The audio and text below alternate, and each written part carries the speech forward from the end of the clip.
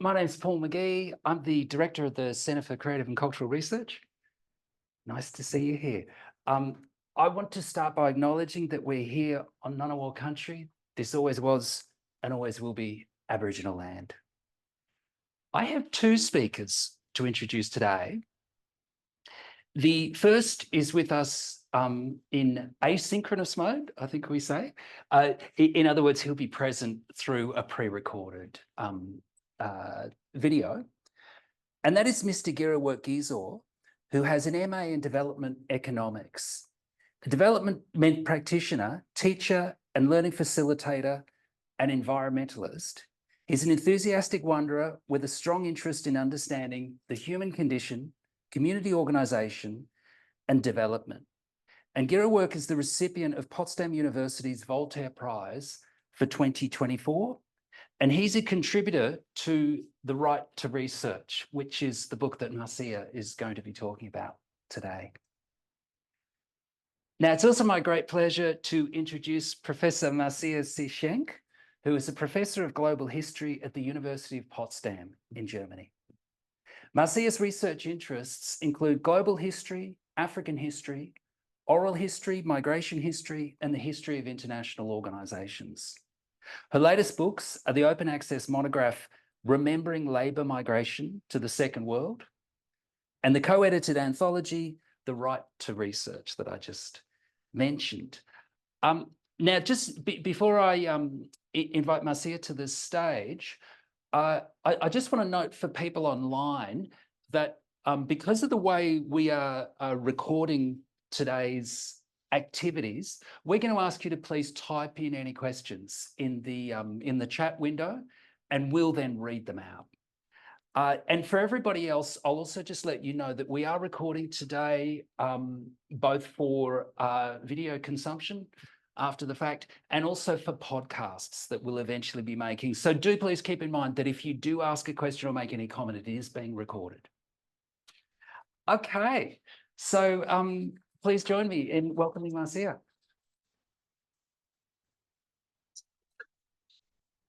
Thank you so much, Paul, for the generous introduction. And of course, for the invitation. It's a true pleasure to be here. And good afternoon to everybody, both in the room and also who's joining us online.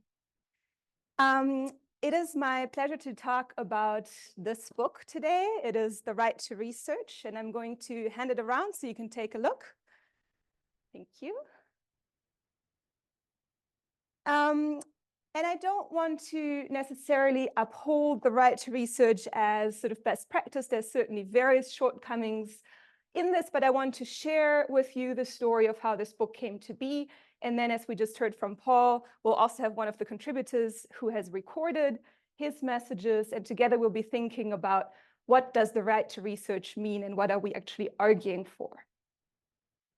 So we'll be reflecting a little bit about the production process of history today, who is usually writing history, what is history in this kind of academic sense, and who is excluded from the production of history and narrative making in this academic sense. And Gera is very sad that he cannot be with us.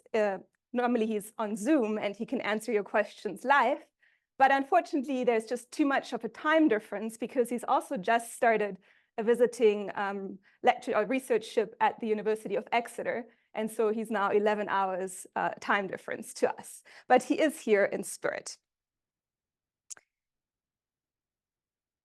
So what you do see here is the book and also a link, because I gather some of you might be working with communities that do not have access to resources via university library. And in that case, we have a link through Carleton University for communities that do not have access to library resources, that they can actually download the PDF of this book, because I think it's very crucial that this book be available to people that do not have access to things beyond paywalls as well.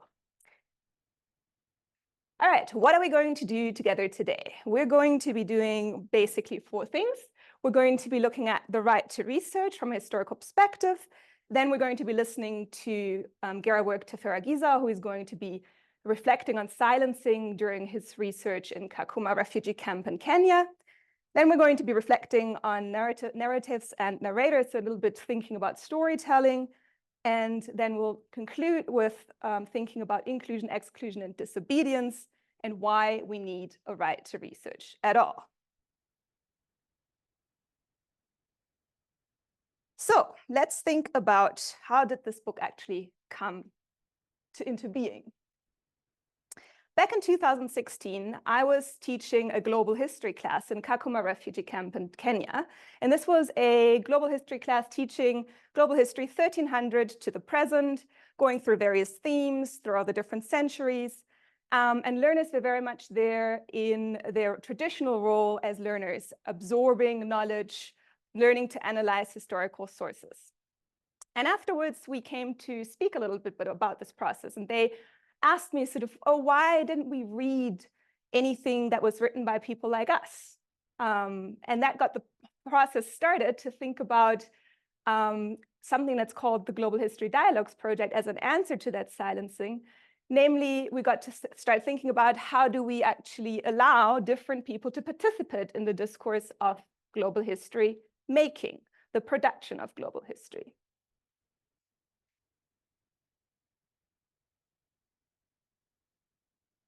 So when we think about the making of history, or when we see a TV documentary, or we perhaps pick up a history book at the airport, then we see a final version of an interpretation of history.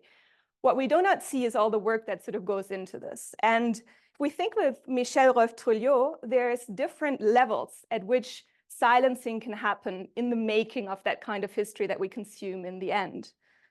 Those are roughly at the creation of sources. So sources for historians are primary sources. For instance, we go to an archive, we read an old letter, we interview a person, then we have an oral history primary source. And at that level, we already have a selection who leaves behind sources, who doesn't. So that's one moment of silencing. Another one is at the level of archives. So archives, you really think about institutions that make a selection of documents to keep and not to keep according to their own archival logics. Again, a moment of potential silencing. Next one is the historical narratives. So if I'm a historian and I look up all the sources that I can find for my particular topic, I, of course, already make a selection, and then I make another selection when I actually write my interpretation of what I see in the sources. Again, a moment of silencing. And the last one is history in the final instance, and that's sort of the impression of history we're left with. And that's made up of all these other histories, but again, a possibility for silencing. So one humble answer is then the Global History Dialogues Project to address these different moments of silencing in a very concrete instance. And this is a course that's taking place across 4 continents and is organized by the Global History Lab, which is now hosted at Cambridge University. And it actually teaches learners from NGOs, from universities, global oral history methodology and research design. And then they're equipped to set out and find a research topic, ask a research question, gather the data, so produce their own sources, and then interpret it, write their own historical narrative, and publish and discuss that narrative. Some of our alumni from the very first and second cohort then came together to publish this book. So these were, again, conversations that are kind of organically emerged out of the discussions we were having after this course. And we've done in this collective now several things. We've taught together, we've presented together, and we've published together. And one of the publications is The Right to Research. So just briefly want to name all the contributors. It's Ismail Akatep, Sandrine Kuyuzo-Iribigiza, Amy Parfait Emorosunj, Alain Jules Irva, Fokas Mangariga, Riches Nediritu, Muna Omar, and Laza Taha, along with my co-editor, Kate Reed. And in this anthology, their stories cover various topics. So we have, for instance, the evolution of refugee drumming, Burundian drumming in Rwanda. We have somebody who's thinking about dance and the impact of migration on Intora dance in Rwanda. We have migration from the Horn of Africa to Yemen. So very many different topics. And Gera, whom we're hearing from today, he has studied education in Kakuma camp.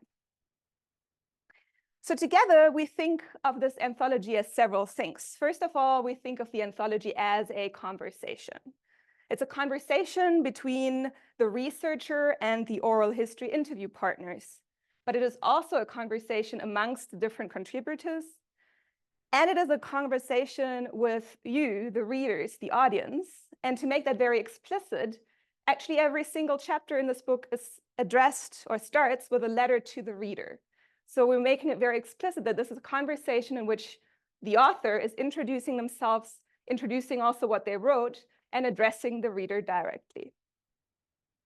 We also think of this anthology as an archive, because not only did the contributors build their own archives in assembling these oral histories, but also together, this is an archive of stories, of histories that is told, or these are told from different vantage points.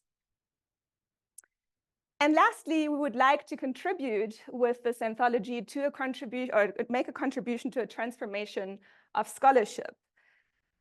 Given that we have very stark inequalities and power differentials in the lives of us contributors in this collective, we thought very much and collectively and very hard about this process and how we could address it.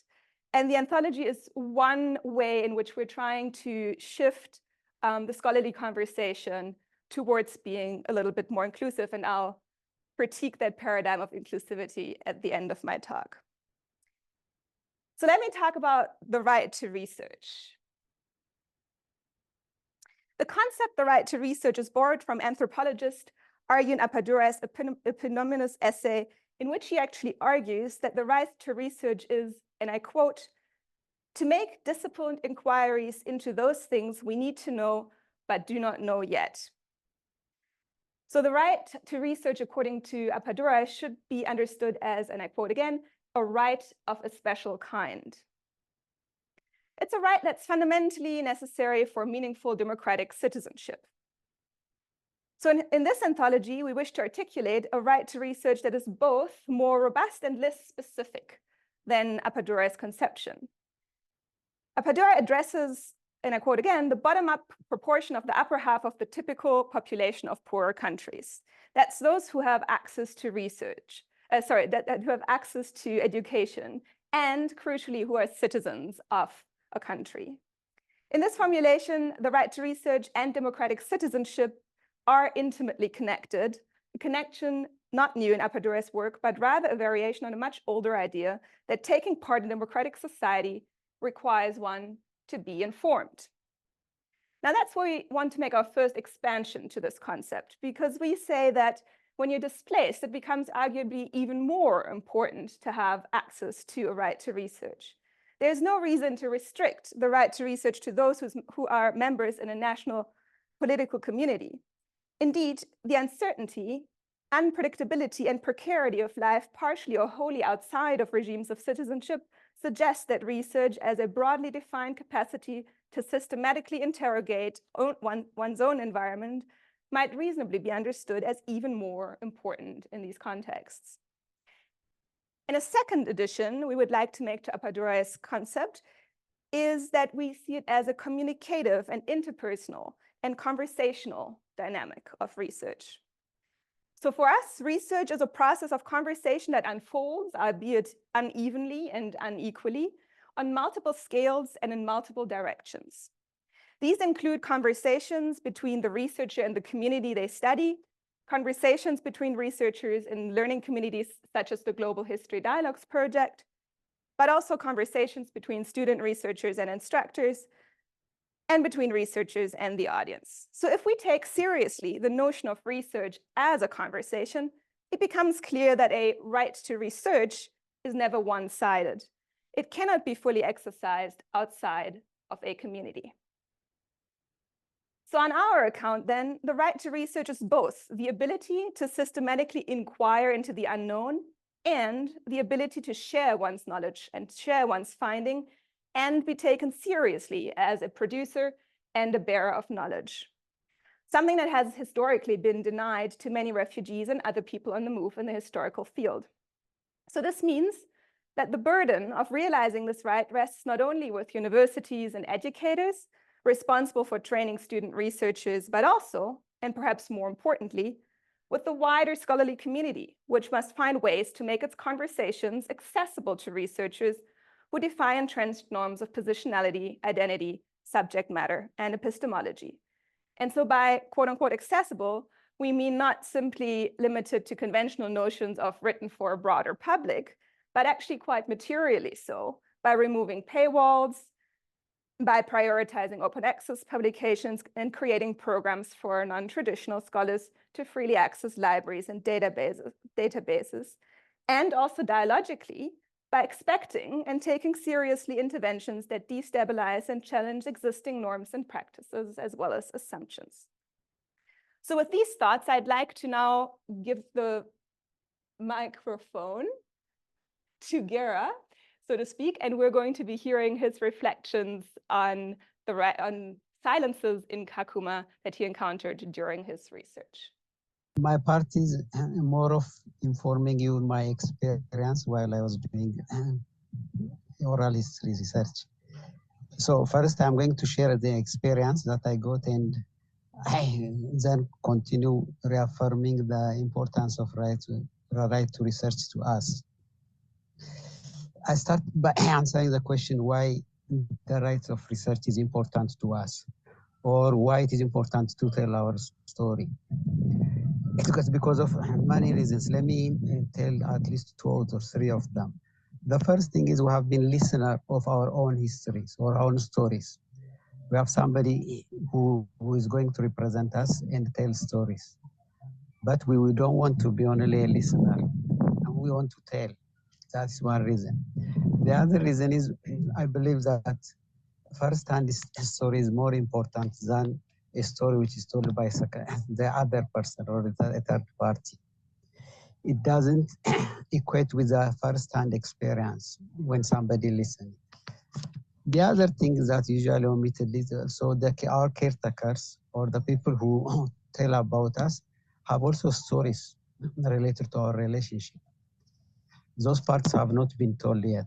So we want to tell about stories related to the situation we are in, the institutions, the agencies that represent us. They have their own stories, but we have also our own stories to share.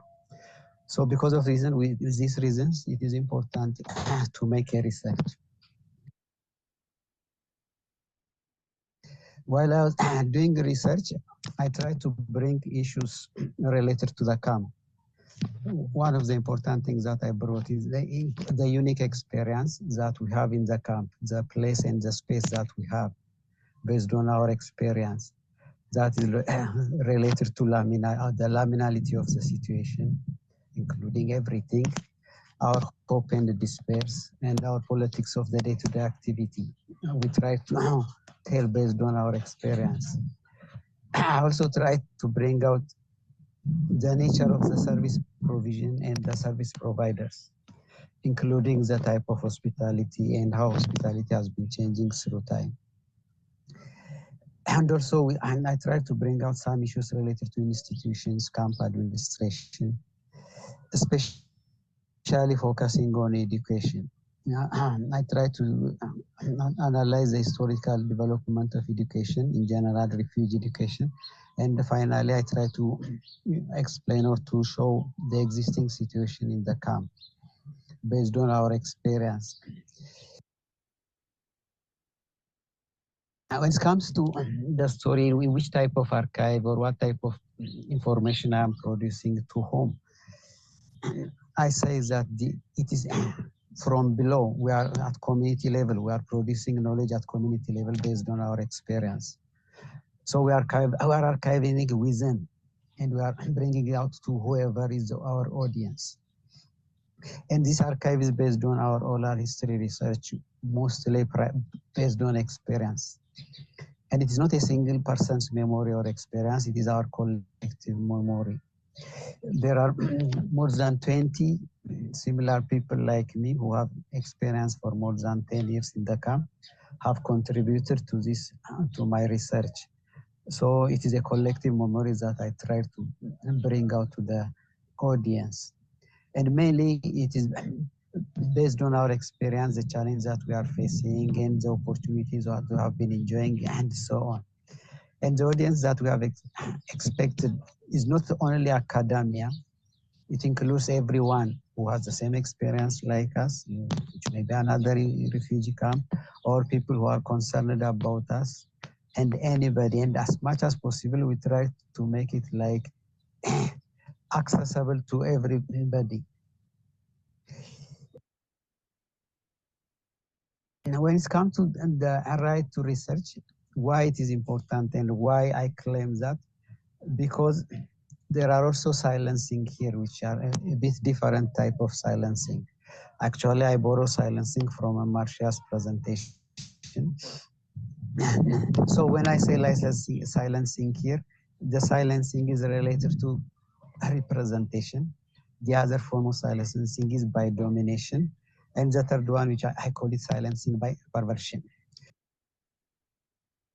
When I say silencing by representation, when we once claim to be a refugee, we give our all the responsibilities, our agency to in agencies or organizations who take care of us.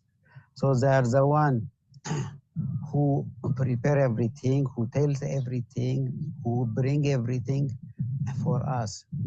We become just a mere recipient of everything, including information. So while they are representing us, they represent us in such a way that their objective is met. Their objective, in a sense, that's care, protection. So all the stories that are prepared and presented are stories that make us good. So it is only a one-sided story. So there is a gap there. So when they prepare their stories, they are preparing it in such a way that the objective is met. In the process, some stories be silenced. So that's what I meant by silencing by representation. And it comes as a surrender of rights. So when we give ourselves, we are giving all our rights, including the right to inform, the right to think, the right to make a research. The other form of silencing is silencing by domination, which means there are dominant stories about refugees that override every other form of stories. And it is really difficult to counter those big narratives unless we do research and do something and tell to the people in order to counter it. Otherwise, it has its own consequences. Those dominant stories are the ones that serve the people who have that dominant stories only. In the process, those people who are not going with those dominant stories keep silent or be in a disadvantageous position. The other form of silencing is silencing by perversion. As I said, in this case, those dominant stories override all other stories because they are the one who bring advantage or we give benefit of a certain type of people. And so and in this case, there are some people who are not incongruent to the existing systems. So their life experience, their challenges, their achievements cannot be seen or it deliberately blotted out. But some experiences or some challenges which goes with the dominant story, which just goes with the existing system, their stories hugely glorified and dominate the other stories. So this form of silencing, I call it silencing by perversion. So why right research is important? To me, right research is important, at least to try to counter this form of silence. Thank you for your attention. Okay, so we've heard about the right to research. We've heard about Silencing in Kakuma refugee camp. And now one of the questions that this edited volume or anthology asked was, what does it mean to write history from a camp or from a transient space on the move?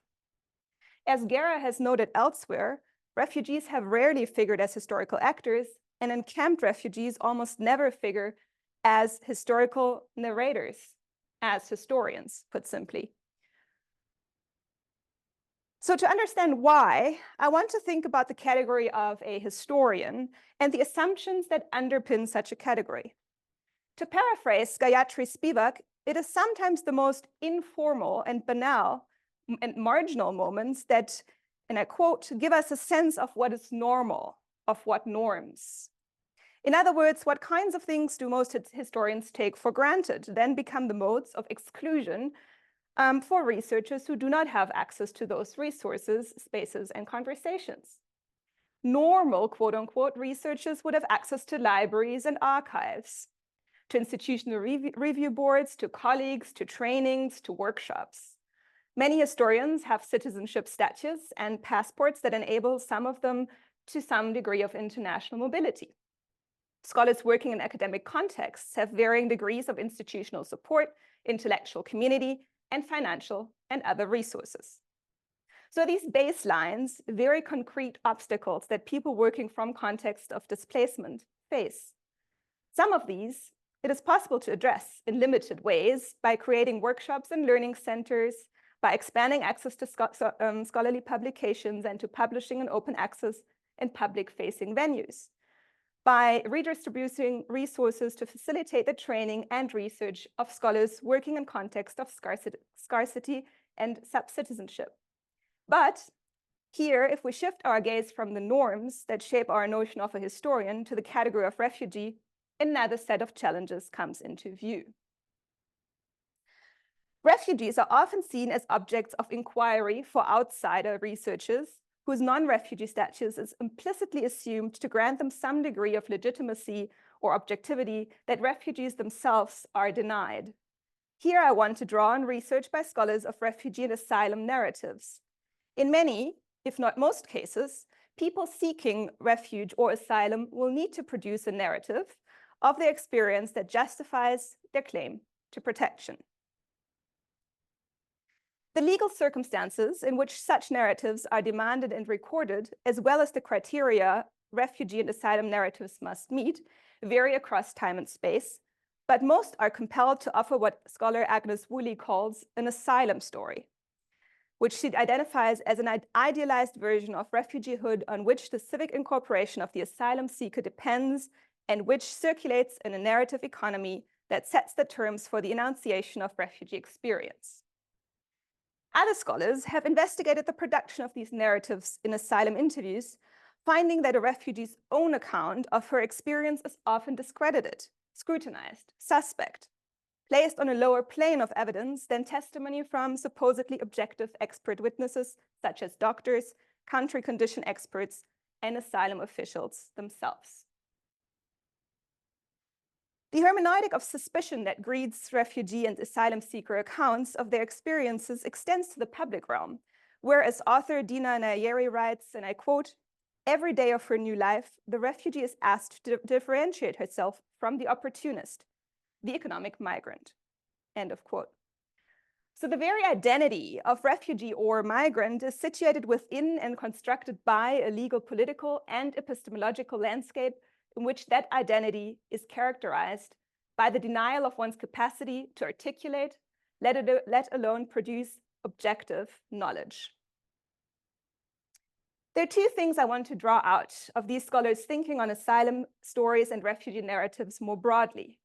One is the devaluing of refugee and migrants as knowers and producers of knowledge. This is despite the fact that it is becoming more and more widely accepted that knowledge is socially situated and that marginalized people therefore have privileged access to some forms of knowledge. Here, we could go back as far as the History Workshop project in the 1960s and 1970s, which was a project that engaged working class people, feminists, labor activists, and others in writing history primarily in the Anglo world. One of the workshop's main main aims, as Bill Schwartz writes, was that these people were, and I quote, peculiarly well placed to write about many facets of industrial and working class history, and that the people should not only be represented, but should represent themselves. So this, again, is the history workshop movement from the 60s and 70s. Refugees and displaced people are so uniquely positioned vis-a-vis some of the historians' favorite concepts, such as the nation state, citizenship, territoriality, and the labels of refugee and displaced persons themselves. Their work has the potential to complicate, nuance, and destabilize many of these ideas. The other thing I'd like to draw out is the importance of the audience and publics in valorizing narratives, indeed, in making certain narratives sayable. Philosopher Christy Dawson elaborates two ways that narratives might be silenced. The first one is testimonial quieting, and the other one is testimonial smothering. Testimonial quieting occurs when, and I quote her, when an audience fails to identify a speaker as a knower, often because the speaker belongs to a stigmatized or objectified group. Testimonial smothering, on the other hand, occurs when the speaker perceives one's immediate audience as unwilling or unable to gain the appropriate uptake of proffered testimony, end of quote. So that is when the speaker, communicating testimony that is unsafe or risky, feels that the audience will not understand them and therefore actually silences themselves. It is not difficult to see how both of these forms operate in refugee narratives and knowledge. Thinking with a right to research can help orient interventions that work against these pervasive forms of silencing and devalorization. First, a right to research would make space for marginalized scholars to produce and share narratives that do not need to conform to predetermined scripts like the asylum story. Second, a right to research cannot stop at the production of archives and historical narratives, but must extend to what Trio calls history in the final instance. And that means, of course, that it implies the participation of an audience that is willing to take seriously refugees, migrants, and other marginalized scholars as producers and bearers of knowledge. For many listeners, these claims may raise questions of objectivity, and indeed, it is often on grounds that refugees lack objectivity that they're relegated to junior partner roles in research collaborations or treated as sources of data that outside scholars then analyze. However, it is important to recognize that every expansion of who and what is considered a worthwhile subject of history has been accompanied by similar debates. Bonnie Smith writes of historiographical debates in the 1980s, and I quote here, "The history of women and Blacks, it was said, would politicize the field, or the subdisciplines being sexy, fashionable, and hot could undermine the truth value of real history by exposing it to influences such as ideology and rampant market forces that operated outside professional standards for what was important," end of quote. And as her careful account shows that from the beginning, professional history, or so-called real history, has been very much dependent upon the existence of discredited voices and devalued narratives. The introduction of new historians' positionalities has, in Myrna Perez Sheldon's words, been a gift to the discipline. She writes, and I quote, "Different bodies bring with them different intuitions. Experiences of sexism birthed feminist epistemology. The realities of the post-colonial state opened up the idea of decolonizing. The gift of critical epistemologies is the ability for others to be trained in these intuitions. Because of queer theory, straight people can have an expanded understanding of love and sex. Because of critical race theory, those who have become white in the West can gain some insight into the legacy of the legal architectures of Blackness," end of quote. So to open the realm of historical narrators then has a transformative potential. We see this opening as working across three main levels. One, the use of oral history interviews to include historical subjects whose experiences and perspectives are not reflected in a traditional archive. Two, the creation of possibilities for refugee, migrant, and other marginalized researchers to produce historical scholarship.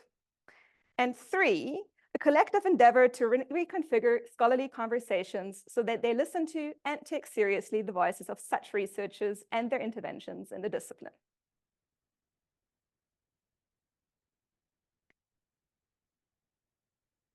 So when we started with this, we kind of had a bit of a naive vision of inclusion. And in fact, of course, inclusion is a very complicated endeavor, and the goal should not necessarily be inclusion into something existing, but rather to expand the something existing. So we were interested in moving toward a world in which we can, quote, expand historical discourses to accept to a conception of every one of us as historical writers, writing as historical actors, as we put it in the anthology. Then there's inherent tension. At the same time, we must actually critically acknowledge that limitations of this project and of the paradigm of inclusion itself are there. So these two purposes may seem a little bit at odds with each other. Indeed, recurrent in our conversations about this project was a profound sense of tension then, which this tension stemmed from the disjuncture between allowing for and even celebrating difference and seeking to participate in structures, systems, and dialogues that are premised on excluding that which is deemed too different. And so just as we must allow for contradiction and we must allow for paradox and incoherence in the paths that we study, we also have to allow for this in our own experiences, in our own experiments. Perhaps it is paradoxical to consider research of this sort both a form of disobedience and a right, to which all are, or rather should be, entitled. But holding these two together, these ideas of a right and disobedience, illuminates a basic truth that the realization of a right to research requires disobedience. So I want to take an example of Shema, Muna Omar, who's also a contributor in our anthology. And she started off by having extremely long quotes from her oral history interviews. And we kind of pushed back and saying, well, there needs to be more of your analytical voice. And she pushed back again and explained the way that she saw her role as giving voice to the people that she had interviewed. And so in the end, we settled on a happy medium that was acceptable to the publisher and us, and also to her. But this is one example of a negotiation where we need to push existing spaces and existing standards if we have to, or if we want to, bring different ideas and new voices into the conversation. And at the same time, it's an example that also shows the structures in which we work, and which, in this case, for instance, publishers, set certain limits in which we operate. It requires unlearning what has been accepted and legitimized in the past and expanding conceptions of what research can be to include not only different voices speaking in familiar patterns, but also different voices speaking with different patterns, worldviews, and perspectives. The notion of disobedience captures well the ways in which inclusion, or perhaps more precisely, the terms on which inclusion tends to occur. In academic spaces, it serves as a form of disciplining difference. In other words, in a fundamental way, inclusion is predicated on the possibility of exclusion. And this we see in concrete ways every single day. Only if we keep to the preferred argumentative style and cite the latest research will your publication be able to pass peer review. But what if you live and work in a space where you do not have access to research output behind paywalls? What if argumentative logic works differently in your culture, in your cultural approach to storytelling? So the abandoned literature on decolonizing research and scholarship has, of course, reflected on these questions. As Achille Mbembe writes, the decolonization of any discipline involves, and I quote, a process of knowledge production that is open to epistemic diversity. It is a process that does not necessarily abandon the notion of universal knowledge for humanity, but which embraces it via a horizontal strategy of openness to dialogue among different epistemic traditions. End of quote. We agree with that position of creating horizontal diversity. And now I'm going to give back the word to Gera for the conclusion. The right to research should not be seen only from the final output of the research, but also the benefits that we accrue in the process of engaging in research, which enriches us in many ways. While I was doing my oral history research, I searched for knowledge and experience holders. I created rapport and listened life stories, each lasting for an hour, even in some cases more. This experience by itself is educational. Analyzing their stories systematically was a very hard but a rewarding mental exercise that made me conceptualize what a liminal state means and its consequences. Writing the essay was also another challenge and experience that helped me process, articulate, and express my thoughts in a meaningful and ethical ways. This all had not been easy. At some moments, I lost the meaning of time, space, reality, and place. I even felt as if I am naked after eating the wrong fruit from the garden of history. But at the end, however, I got something more visible and concrete. So, a right to research is not a mere claim to participate in research and publish it. Rather, it is a claim to have a space to think systematically and ethically, to take responsibility to investigate one's surrounding, and have some concrete things to say. Because of my study and research in history now, I have power, two types of power. One I got from the methodology I employed, which is history as a powerful tool, and that make me understand reality better. The skills that I earned testing an assumed reality through understanding a given context, mapping a series of events and digging into the possible causes of the serious events, or bringing in contingent factors, and analyzing the connection with other similar situations, and more has been a mental gymnastic, which is an illuminating exercise that can be used in every circumstances. The other power comes from the knowledge I produced and published. Whenever there is a discussion about camp education, which often happens, I have something to say that attracts people's attention and influences their thought. They look into my eyes, seeking my approval when they talk about camp education or something related to that. My essay that circulated around also invoked interest. One of my research contributors, having read one of my essays in a blog, congratulated me with his thumbs up and said, "You know what? I was expecting a praise or he would tell me something he liked from my work. Instead, he said, I have so many things that I haven't shared. I think I should try writing." Of course, he do know. He has so many things to share. He's among the few knowledge holders in the camp. The question is, will he get the space? I doubt. The path might not be as smooth as we think, or it requires a huge sacrifice. Thank you very much for your attention.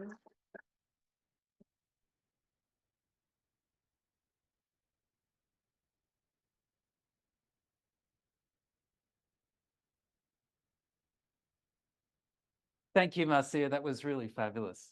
Totally fascinating. I'm going to ask for any comments or questions from the floor. We'll be passing around this microphone. Please do wait for the microphone before speaking, again, for the sake of our recording. And anybody online, if you can please be typing any questions or comments.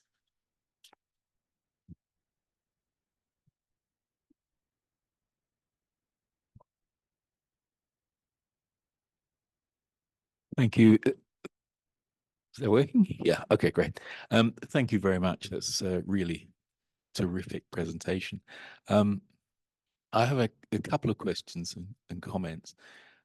Firstly, I guess a simple one, maybe it's not. I do a bit of study on the internet,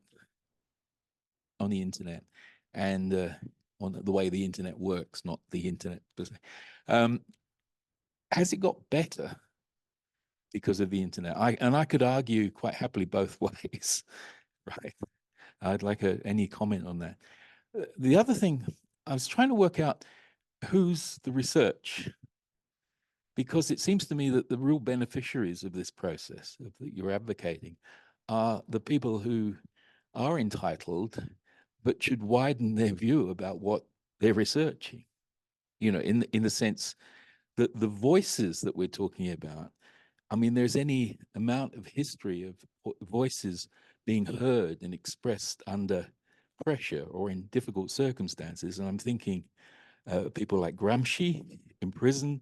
I'm thinking of Nelson Mandela in prison, even the Maquis de Sade, you know, who's writing and expressing themselves on toilet paper, which they're sending out of the prison. So it seems to me that it's not necessarily, it's great to encourage voices, but it's more important to listen to them. And because they're going to be there one way or another, because that's the way humans are. Yeah, that's it. Thank you. Thank you. Should I take them one by one? Great. Thank you so much, Michael. First of all, internet. Absolutely. I would say it's crucial to this whole process. Both the class and the teaching happens largely online. I mean, with presence components, it's a hybrid setting, but it certainly wouldn't have the reach of 4 continents and about 28 partner organizations if we didn't have an online learning platform that would make it possible for me to, for instance, share lectures, but also enables everybody to post reading responses and engage in discussions. So it's a venue that I would say that brings us together, that enables meeting of all these different people, but also in the process of the production of this very book. Without internet, again, we couldn't have done it because all of us have never been in the same physical room together. And so the way we work is very much with WhatsApp, for instance, messages back and forth, Google Drive to share documents, to work together on documents, Zoom calls, if we can manage. Those are quite data intensive, so it depends on where people are and what kind of access they have. Of course, during the pandemic, when learning centers were closed in the camp, access to the internet became a whole different challenge again. So many people were actually working from their cell phones, staying in communication with us purely through the cell phones.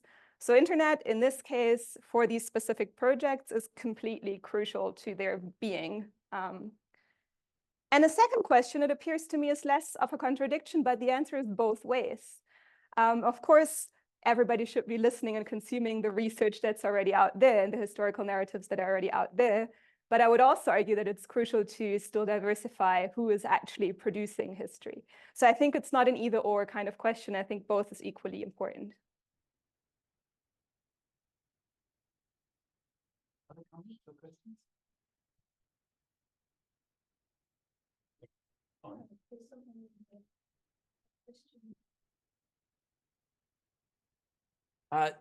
So Mark says, I wonder if Marcia could help us understand the difference between non-refugees interviewing refugees versus training refugees to interview each other. Yeah, I wish Gerawork was here now because he loves answering that question. So in essence, a lot of the contributors in this anthology have had the experience of being the people who were interviewed for various research projects. So this is mostly something to do with, I don't know, knowing more about electrification in the camp. So what does the situation of access to electricity look like? So you're being interviewed. Then you probably never ever hear again from the researchers, and you kind of wonder, what difference did my interview actually make? That's one thing. The second thing is that you're also being used to becoming objectified. And in that process, do not necessarily feel proud of your voice. And so that is the kind of connection that many of the contributors had with interviews when they first heard about interviews. And I think in that particular context, then enabling people who are used to being the subject of being interviewed, but of whom the expectation is not that they would be the interviewers, to change those rules or to change the expectations and to change the setup is actually hugely empowering. And here I'm channeling the answers I got from the contributors across the different countries, whether they'd be based in Yemen or Kakuma in Kenya or Rwanda. And this is, of course, also, again, we can think about the gendered dimensions of this, but Muna, who was citing earlier with the long oral history paragraphs, actually also said that she was born in Saudi Arabia and grew up in Yemen, but is Ethiopian by origin, that for her becoming an interviewee, or sorry, an interviewer, was hugely empowering because she also learned to sort of conduct herself differently outside of the home, enter into people's homes to conduct these interviews. So it allowed her a whole new range of freedom of movement. And I think these are just some concrete examples that I'm drawing from to answer this question. We can, of course, tackle this question from a different perspective, which would be more sort of the anthropological literature, where we think about emic point of views, so like outside and inside point of views. Again, where we see, especially in something as intimate as an interview situation, that actually makes quite a lot of difference who is conducting an interview, because an interview is, in essence, is a meeting of two different people, two different subjectivities, two different positionalities, and it results in a conversation between these two subjectivities. So changing who is there, changing the sort of dynamics makes a huge difference.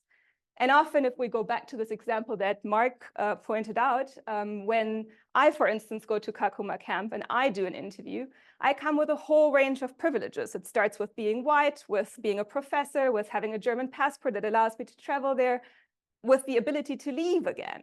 And so that is going to influence the way that this interview is going to be conducted, versus if somebody like Gera is interviewing, has been living there for 12 years, knows many of the people he interviews, or at least can relate on a different level than I can relate. I relate from an outsider's perspective. He relates more from an insider's perspective on that level of living in the camp. The conversation is going to unfold differently because the trust that is there is going to be different. Not everything is easier that way. There are other problems that emerge from that setting. For instance, I said I can leave, Gera can't. So expectations of him are going to be very high when he speaks with people, even though he's going to obviously explain his situation, explain what he can and can't do. There are always expectations that come with interviews and speaking with people that are connected to the West. So it's not to say that one thing is better or worse. It's to say that they both come with completely different setups and different possibilities and challenges to think through. Great. I'm going to make a comment and also ask a question. And look, I think this is really rich and provocative work. I'm so delighted that you've been able to present it to us. When you played Gera's final comments and he was talking about the gains from him exercising his right to research, and he was differentiating between being able to create an output and put his voice in the world, and then just the gains from the actual act of researching. And I was reminded of the work that I and a number of my colleagues present do working with disadvantaged populations. And it's not in terms of the generation of history, it's the generation of creative writing. But, you know, many of those comments of Gera's resonated with some of the things I've heard from some of the participants in those workshops. And I think by extension from with us as mentors too, there's, you know, something really profound about participating in that, well, right to create. So, you know, maybe I'm wanting to posit a parallel right, which would be the right to exercise one's creativity, which would include the right to have an audience and the means of production and so forth.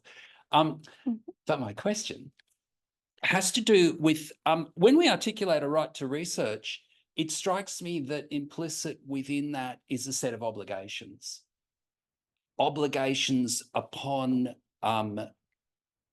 institutions of various sorts, which could be, for instance, the UNHCR, it could be the camp administration, or it could be academic institutions like this one. So I'm wondering, you know, what kind of exploration have you guys done into the kinds of obligations that are linked to this right of research? Thank you. Yeah, that's a fabulous question. And I also love the idea of positing a right to creativity. And in fact, when we were talking about our mutual experiences, I think there's a lot of parallels. And partly this has to do with the effect of storytelling, because whether we write history or creative writing, we're storytelling. And I think there is something very human about that experience. Obligations that come with the right to research. I think there's several. Some of them I listed in the talk, which would be obligations to us as scholarly communities, which have to do with accessibility. I mean, in the European Union now, there's a huge drive towards open access, partly because a lot of the research is funded by taxpayers. So the reason is that, or the thinking is that it should also be available to taxpayers. But I think that's a huge one, making research available to people that are not based at institutions. I also think that each and every one of us can design a classroom space in a way that it is welcoming, that it has or it includes different perspectives. And this can be in our readings, this can be in the kind of people we invite into the classroom. So I do a lot of teaching also together with this collective, and our students also really enjoy that. We have collaborations between Gera students in Kakuma and mine in Potsdam, for instance. And that's one way in which I think it becomes very concrete and lived, and students can witness that and participate and share in the dialogues very immediately. So I think there's that way of creating space that is very doable. Obligations for other organizations like the UNHCR are a little bit outside of our remit. But again, what we would like to do is extend conversations and the opportunity to talk through these things. And this is also something that Gera said in his final statement, that he's now being seen as a knowledge holder on the topic of education in the camp, and he's being turned to share his knowledge. And I think that's an encouraging step. And then on the level of the researchers, I think there's also an obligation, of course, which is to ethics, to oral history ethics. How do we ethically interview people? How do we store our data? Do we need to anonymize or not? There's a lot of questions that are also obligations on the level of researchers to do ethical research. Thank you. Thank you.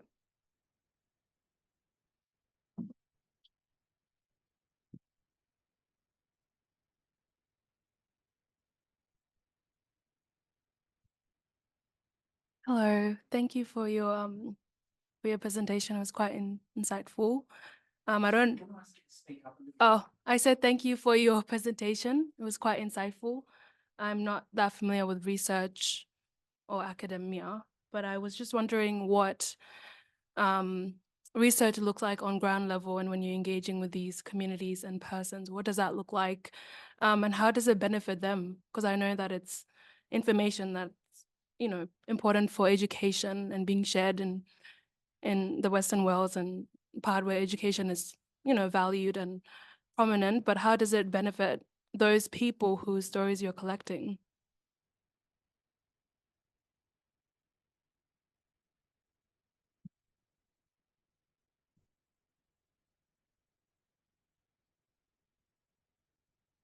Okay, thank you so much for this really important question. So I think there's many different ways to answer this question. So first of all, absolutely, what I presented today is a conversation within a specific room, and this is the academic conversation, although I would argue the book kind of bridges academic / general readership. And within that conversation, there are kind of, I would say, concrete ways and concrete and material ways. So for instance, the contributors to this research are, of course, remunerated whenever they speak somewhere or are engaged in any written exchange. So there's kind of a material aspect of transferring payment, essentially. But then there's the immaterial. There is the knowledge exchange. And this goes in all sorts of different directions. So we're all learning from each other, even though we're all based in completely different countries and vantage points and places in our lives, and vary in many aspects of our positionalities.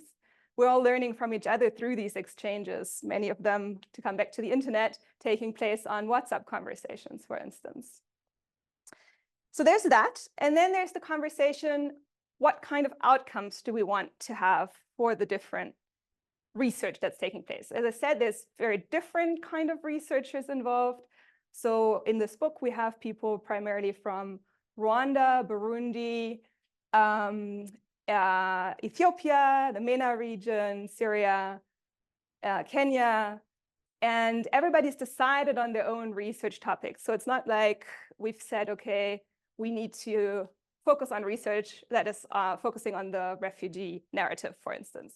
But the idea is everybody picks a topic that they're really interested in researching. And then with that new knowledge of how to do oral history interviews, you go and you do your research. So you pursue your own research question, your own research interests. For some of them, like for Gera, this has to do with living in the camp. So he picked a topic that had to do with education in the camp. For others, this was not at all about refugee narratives, but they were interested, I don't know, for instance, in medicine. And I'm thinking of a particular project here by Focus, which is studying the difference between traditional and sort of Western medicine in Rwanda. So in that sense, we already have, on the epistemological level, different narratives, different interests that all come together. And so that's one way in which, again, we're addressing very different sort of conversations that are not only of interest to the readers of this work, but actually to the researchers, and in some cases also to their communities. So again, I'm thinking of Focus, who interviewed specifically one traditional healer and actually wants to further his project to sort of publish this in a book that is aimed at his community. And we have this conversation all the time, and this is not a finished project. This is one step, I think, in our collaborative work, which has focused more on the academy in the sense of also bringing learners together, but also the sort of wider readership, so publishing in blogs, for instance, doing podcasts, these kinds of things. And it hasn't yet necessarily included, so we say, like a screening or a community discussion in, for instance, now let's say Kakuma refugee camp, but not so much because this isn't yet part of our discussion, which it is, but because we haven't quite gotten there yet. And I would say that's perhaps to think through this as different conversations that are happening with different audiences and are targeted also differently at different audiences is the way that we kind of approach this topic, but it's certainly a really important one. So thank you.